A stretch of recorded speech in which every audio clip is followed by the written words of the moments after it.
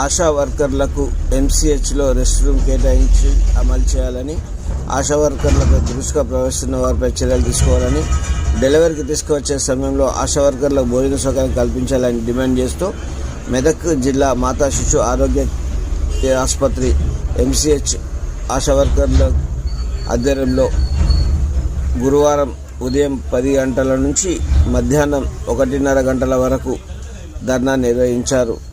అనంతరం MCh superintendent doctor కిరణ్కు వినతి పత్రం సమర్పించారు. ఆశా వర్కర్ల డిమాండ్లను పరిష్కరిస్తున్న సూపరింటెండెంట్ కిరణ్ హామీ ఇవ్వడంతో ధర్నా విరమించారు. ఈ సందర్భంగా ఆశా వర్కర్స్ యూనియన్ జిల్లా గౌరవాధ్యక్షురాలు కోశాధికారి కడారి నరసమ్మ, ఈ ధర్నాలో ఆశా జిల్లా అధ్యక్షురాలు శ్యామల, రాణి, అనసూయ, రేణుక, కోశాధికారి స్వప్న, పెంటమ్మ, గోపమ్మ, సావిత్రి, దుర్గా, దివ్య తదితరులు పాల్గొన్నారు.